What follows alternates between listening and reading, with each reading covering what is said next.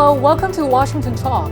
I'm Soo Kim. The U.S. Office of Director of National Intelligence assessed that North Korean leader Kim Jong-un may be considering whether to resume long-range missile or nuclear testing this year to try to force the United States to deal with him on Pyongyang's terms. Meanwhile, a bipartisan caucus of the U.S. House of Representatives, the Tom Lantos Human Rights Commission, held a hearing on freedom of expression on the Korean Peninsula, expressing concerns over South Korea's ban on sending of anti-Pyongyang leaflets into North Korea. Today we'll discuss these and more. Joining me is Soo Kim. Ms. Kim is policy analyst at the RAND Corporation and adjunct instructor at American University. She served as an analyst at the Central Intelligence Agency and also worked at the Department of Homeland Security. Scott Snyder also joins me today. Mr. Snyder is director of the program on U.S.-Korea policy at the Council on Foreign Relations. He's authored numerous books on the Korean Peninsula, with the latest being South Korea at the Crossroads. Welcome to the program. Thank you, Young. The report from the Office of Director of National Intelligence said North Korea may resume nuclear and Icbm testing this year. Ms. Kim, do you actually see there is the possibility? So I think there's always been a possibility, and the latest threat assessment is not really much of a surprise or anything new. We've seen indications. We've also seen in the recent couple years that North Korea had imposed a moratorium on Icbm testing as well as nuclear testing. But the regime recently came out and said that this moratorium was going to be pretty much jettisoned. We've also seen, of course, the constant references to North Korea not wanting to really come to talks or to negotiate with the United States unless the United States gets rid of its hostile policy. So there's always been pretext and there's always been a justification. So what we're seeing in the latest assessment is not really anything that is completely shocking to us. Mm-hmm. Mr. Snyder, as Ms. Kim said, this isn't something new, is it? No, I agree with what Sue had to say. It really anticipates provocation and it kind of downplays the possibility of negotiations. And so that's very interesting, especially as we think about how this assessment might frame the outcome of the North Korea policy review. Mm-hmm. Still, the same report noted North Korea has left the door open for denuclearization talks. If Kim is really open to the talks, why didn't he respond when the Biden administration reached out earlier in February, Mr. Snyder? Well, I think that there's a contradiction there that is highlighted in the assessment, and it's really the contradiction between the North Korean Kim Jong-un's leaving the door open for talks and the fact that the North Koreans really want talks that are not focused on denuclearization. And so that contradiction is there. It's a square that remains to be circled, and it's probably an indicator that we're headed for stalemate more than anything else. Mm-hmm. President Joe Biden indicated that diplomacy with North Korea is open, but only when denuclearization is the goal. Ms. Kim, does it mean the talks are not likely to happen if North Korea doesn't show clearly its intentions to denuclearize? So I think when we had the new Biden administration come into office, it was pretty clear that summits just for the sake of summitry was going to be out of the question.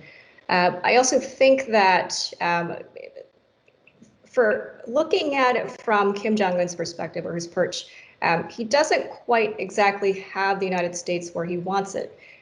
He understands that he's dealing with a new administration, one that is much different in culture and I think in terms of objectives from the previous administration. So he understands that if he were to accept this offer for talks at this moment, doesn't really have the United States where he wants it. So the latest pronouncements by the North Korean officials, berating the United States, criticizing South Korea is a way for Pyongyang to place the pressure on Washington and to clearly communicate to potential interlocutors that North Korea is not really going to be moving that much from its original goalpost. All right.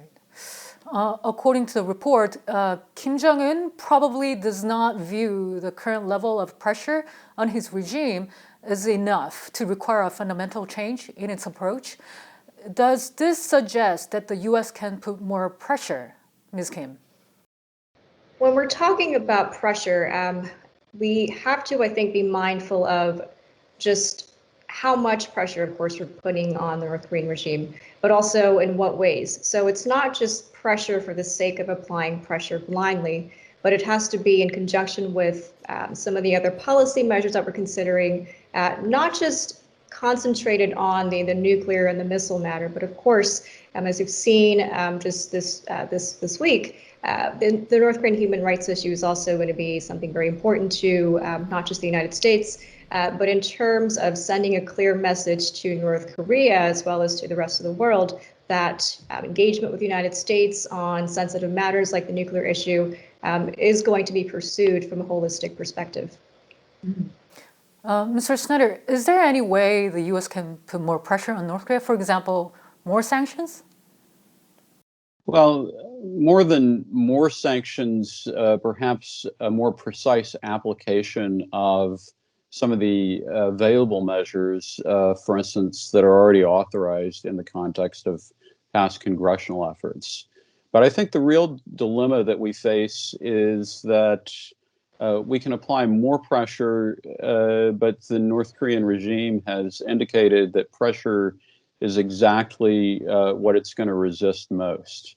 And so I agree that it's going to have to be pressure in combination with some other measures, and that simply trying to measure the aggregate amount of pressure is probably not going to yield the desired result. Meanwhile, in Washington, the U.S. Congress held a rare hearing discussing South Korea's ban on anti-Pyongyang leaflets. What witnesses said there were in line with what many watchers have expected, but even the members of the Congress bluntly criticized the moves taken by the South Korean government. Mr. Snyder, was this something you expected? Yeah, it's not surprising that the U.S. Congress would have a bipartisan view towards a restriction on freedom of speech in South Korea. It simply makes sense from an external perspective to expect that a fellow democracy that is leading in so many areas in terms of democratic expression would not take measures that restrict freedom of expression. And so I know that it may look differently from inside in the context of South Korean politics, but from an external perspective, it's quite striking as a retrogressive measure that is not in line with the broader anticipated ideals and values of a like-minded democracy. Ms. Kim, what was your main takeaway from the hearing? The anti-leaflet ban is not just about the leaflets per se. And I think what the United States is trying to get at is not just the fact that we are banning the physical deployment or the dropping of leaflets and other materials about South Korea and the outside world to the North Koreans, but it's actually getting at, of course, where alliance values should be aligned. For instance, of course, the basic freedoms and liberties of individuals and the free access to information. This is really critical, I think, in terms of not just in sending information and opening the eyes of the North Korean population, but this is a way also to weaken the pressure that Kim Jong-un is putting on South Korea. To say that the leaflets, sending them to North Korea is going to be a provocation, or that it's going to be getting in the way of inter-Korean reconciliation, I think that will actually embolden Kim Jong-un even more, because the criticisms and the realities of the North Korean regime, that pressure button is just going to be gone. And that in turn, I think, is going to allow Kim Jong-un even more to exert pressure through the nuclear and the missile provocations, but also by abusing the rights of his citizens.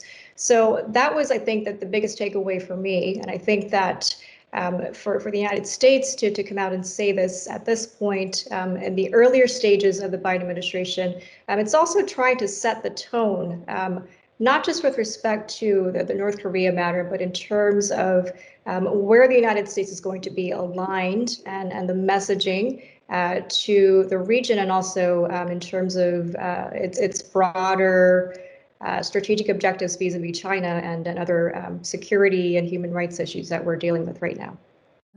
There were some voices opposing the hearing itself. Some called it an interference in South Korea's internal affairs. The hearing still took place despite such opposition. Mr. Snyder, is this because these members of the Congress took very seriously what is currently happening in South Korea in terms of the North Korean human rights? Yeah, I think it's very clear that they're taking it seriously, but I think that there's also some perplexity with regards to this particular law, precisely because historically for the U.S. Congress, in the battle between democracy and authoritarianism, information warfare has been a key component.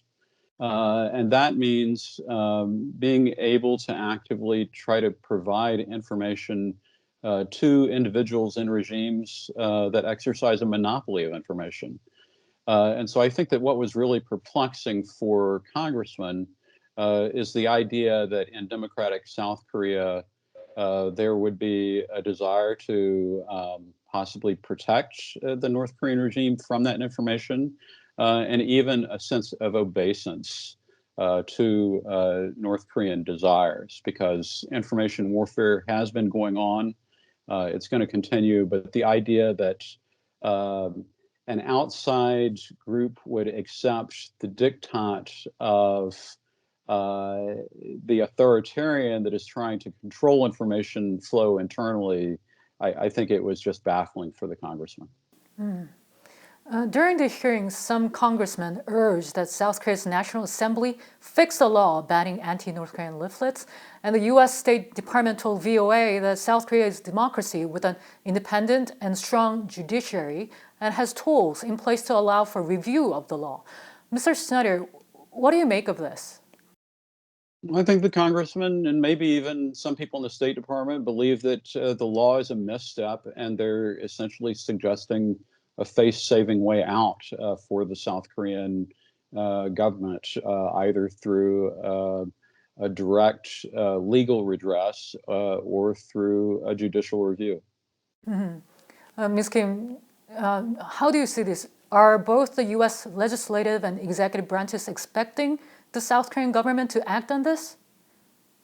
It's a way for the United States to gently nudge or perhaps more directly to sort of try to pressure the South Korean government and to remind the South Korean government that it's a liberal democracy and that as an ally, it also has not just the prerogative, but also the responsibility to safeguard these rights and liberties, not just for its citizens, but in view of the broader context of inter-Korean reconciliation and ultimately reunification, the basic necessities to laying the pathway for unification under a democracy, this is a prerequisite. So there was a message not just to the North Koreans, but I think also to the South Korean government.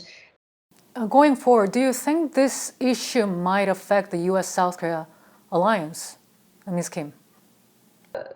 Hopefully, this is not going to deter the two sides from, working on and cooperating on other issues that are important to them. For instance, of course, the China issue is going to figure importantly for the United States, but also for South Korea. If South Korea is also intent on supporting the United States' efforts in the region, considering joining the Quad, and also considering how its new Southern policy is actually going to be melding and integrating with the United States' efforts in the region as well. So hopefully what this is going to do is to not create further divisions between the two countries, but actually to reorient Seoul and Washington back together so that they're actually back on the path that they were prior to, I would say, the past few years. What about you, Mr. Snyder? Will this have any negative impact on the alliance? Well, yeah, it has a negative impact to the extent that it is another issue of difference that has to be managed. But I think we also have to look at it more deeply than that, because the Biden administration, as Sue has suggested, is really trying to draw a sharp line between democracy and authoritarianism. And these kinds of potential differences on issues of values and interests can, over time, be corrosive to our alliance cooperation. And so I don't think that this particular issue represents an immediate threat to the alliance, but I think that over time it will serve to weaken the basis for the alliance, and in fact, it might even bring some to conclude that South Korea is kind of a weak link as we think about broader building of alliance values-based coalitions in the context of the broader environment. President Biden just had his first face-to-face summit with Japanese Prime Minister Yoshihide Suga, and President Biden will meet South Korean President Moon Jae-in for the first time next month in Washington, D.C. Mr. Snyder, what are the topics that need to be discussed most urgently? I think that what we saw from the successive 2+2 meetings and the first cabinet level interaction of the Biden administration with the governments of Japan and South Korea is that the agendas for both countries are very much parallel. And so we're getting a kind of preview of the main issues for discussion between Biden and Moon in the readouts from the Biden-Suga meetings. And essentially what that means is that there's going to be a broad focus on more effective coordination in order to meet a variety of challenges related to China, alongside the need to coordinate policy on the objective of denuclearization of North Korea. And I might just add on that there's been some controversy about denuclearization of North Korea versus denuclearization of the Korean Peninsula. And I would say that as long as we're not negotiating with North Korea, then denuclearization of North Korea is definitely the appropriate phrase. Denuclearization of the Korean Peninsula has been used in the context of negotiated outcomes with North Korea. But I would say that as long as there are no negotiations, then denuclearization of North Korea really puts the right point on what our objectives are. Interesting point. Ms. Kim, what's your thought on this, about the term denuclearization of the Korean Peninsula versus denuclearization of North Korea? I think we absolutely should place importance on the terminology. I know that there's been some debate about what the semantics are behind it and whether or not we're putting too much emphasis on just wording, but we have to understand that when dealing with North Korea, you have to ensure that you're not leaving any gaps or vulnerabilities where the regime or its negotiators are going to be coming back and saying, well, this is not how things were delineated or how things were defined. The terminology of the denuclearization of the Korean Peninsula, that's actually, of course, as we know, it's not just focused on the threat in North Korea, but of course eliminating potential security threats from the perspective of the regime in South Korea as well. Imagine what that means for the United States-South Korea alliance, the posturing of U.S. troops on the peninsula and perhaps even in Japan. So this has broader implications beyond just the nuclear issue. We're talking about alliance matters and perhaps even the geopolitical positioning of the United States in the region, and with respect to, if you were to broaden the scope, with respect to China as well. So again, this is not just a bilateral issue. This is not just a North Korean nuclear issue, but where we start in defining the scope of denuclearization, I think, is going to set us on the path for other decisions that are going to be affected by this. So I do agree with Scott in that when we are negotiating with North Koreans, we have to make it clear that it's the denuclearization of North Korea as opposed to the Korean Peninsula. Well, both the United States government and legislature spoke out in unison, raising concerns over South Korea's ban on anti-North Korean leaflets. U.S. Representative Chris Smith, who co-chaired the recent hearing, emphasized human rights issues are universal principles binding upon every one of us. We'll have to watch how the two allies, U.S. and South Korea, will iron out their differences in this issue. Ms. Kim and Mr. Snyder, thank you so much for being with us today. Thank you. And that does it for this week's Washington Talk from Voice of America. Please join us again next week for more analysis.